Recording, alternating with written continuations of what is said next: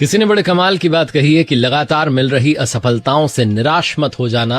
याद रखना कि कभी कभी गुच्छे की आखिरी चाबी भी ताला खोल देती है। नमस्ते, मैं हूं आरजे कार्तिक। माई एफएम से एक बड़ी छोटी सी कहानी है। एक प्रसिद्ध लामा अपनी ऑटोबायोग्राफी में लिखते हैं कि जब मैं 5 वर्ष का था तो मेरे पिताजी ने एक दिन मुझे बुला करके कहा कि बेटा, कल सुबह 4 बजे जागना, तैयार होना और विद्यापीठ के लिए निकल जाना। तुम्हें विद्यापीठ में जाना है, आगे की शिक्षा ग्रहण करनी है, बेहतर भविष्य का निर्माण करना है। और याद रखना, कल सुबह 4 बजे जब तुम जाओगे घोड़े पर बैठ करके तो पीछे पलट करके मत देखना। हमारे घर में आज तक किसी ने पीछे पलट करके नहीं देखा, और अगर तुमने पीछे पलट करके देखा तो तुम्हें इस घर में कभी प्रवेश नहीं मिलेगा। तुम्हारे लिए घर के दरवाजे बंद हो जाएंगे। छोटा सा बच्चा हाँ में हाँ मिलाता रहा। पिताजी ने आगे कहा कि बेटा, कल दरवाजे पर माँ भी नहीं रहेंगी, क्योंकि माँ की आंख में आंसू आ सकते हैं जब वो तुम्हें जाता हुआ देखेंगे। मैं नहीं चाहता कि उनकी आंखों में आंसू आ जाए और तुम भी इमोशनल होकर बार बार पलट करके देखो। तुम्हें सिर्फ आगे देखना है। छोटा सा बच्चा हाँ में हाँ मिला रहा था। पिताजी ने कहा, बेटा मैं भी नहीं रहूंगा, लेकिन मैं तुम पर नजर रखूंगा, इसलिए ध्यान रखना, पीछे पलट करके मत देखना।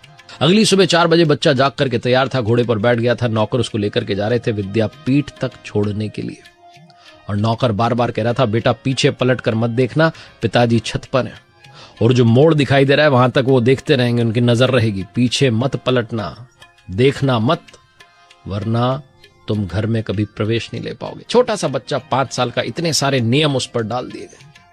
वो अंदर से मजबूत होता जा रहा है। विद्यापीठ की तरफ जब आगे बढ़ने लगे, बच्चे ने पलट के नहीं देखा घर की तरफ। तो नौकर ने फिर समझाया कि विद्यापीठ में जाने से पहले वहां एक प्रवेश परीक्षा होती है, एंट्रेंस एग्जाम होता है। वो पास करोगे तो भी अंदर एंट्री मिलेगी, और अगर वहां फेल हो गए तो ना घर पे जा पाओगे, ना वहां जा पाओगे, कहीं के नहीं रहोगे। वो पास करना ही है, उत्तीर्ण होना ही है। छोटे से बच्चे ने कहा, कोशिश करूंगा। वहां पहुंचे तो वहां के आचार्य जी ने कहा, बेटा प्रवेश परीक्षा के लिए तैयार हो? उस छोटे से बच्चे ने कहा हाँ। प्रवेश परीक्षा में उससे कहा गया कि बेटा बस तुम्हें वो जो सामने मुख्य द्वार है वहां जाकर के ध्यान मुद्रा में बैठ जाना है। आंखें बंद रखनी है और जब तक मैं ना कहूं तब तक आंखें नहीं खोलनी है। छोटा सा बच्चा 5 साल का जाकर के बैठ गया, आंखें बंद कर ली, ध्यान मुद्रा में था। कभी उसे मच्छर परेशान कर रहे हैं, कभी मक्खी परेशान कर रही है, भिनभिना रही है मक्खियां कान के पास आकर के। छोटा सा बच्चा बार बार उसको लग रहा है कि आंखें खोल दूं, देखूं क्या हो रहा है। थोड़ी देर बाद कुछ बच्चे वहां से निकलने लगे, मस्ती कर रहे हैं, खेल रहे हैं, उसके ऊपर से कूद करके निकल रहे हैं, चढ़ते हुए निकल रहे हैं, उसको टच करके निकल रहे हैं। बार बार मन हो रहा है कि एक बार देख लूं कौन है। 1 घंटा, 2 घंटा, 3 घंटे, 5 घंटे बीत गए। उससे नहीं कहा गया कि आंखें खोल लो। 5 घंटे बाद उस विद्यापीठ के जो आचार्य थे उन्होंने आकर के कहा कि बेटा आप अपनी आंखें खोल सकते हो। जब उस बच्चे ने अपनी आंखें खोली तो आचार्य जी ने कहा, अब तुम अंदर आने के लिए तैयार हो, क्योंकि तुम्हारे अंदर संकल्प पैदा हो गया है। मैं देखना चाहता था कि क्या तुम आंखें बंद करके कुछ देर बैठ सकते हो। जो अपनी आंखें बंद करके भी कुछ देर नहीं बैठ सकता वो जीवन में क्या ही करेगा। जिसका अपने ऊपर इतना भी नियंत्रण नहीं है वो जीवन में क्या करेगा। लेकिन तुमने कमाल कर दिया। 5 वर्ष की आयु में 5 घंटे तक आंखें बंद करके बैठे रहे।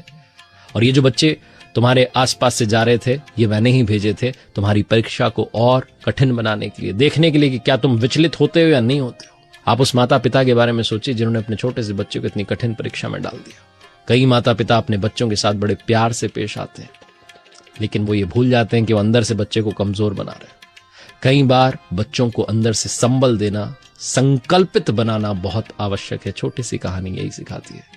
अपने अंदर वो ऊर्जा पैदा कीजिए जिससे आप अपने जीवन का निर्माण कर पाएं, जीवन को बदल पाएं। एक बार फिर से वही बात जो अक्सर आप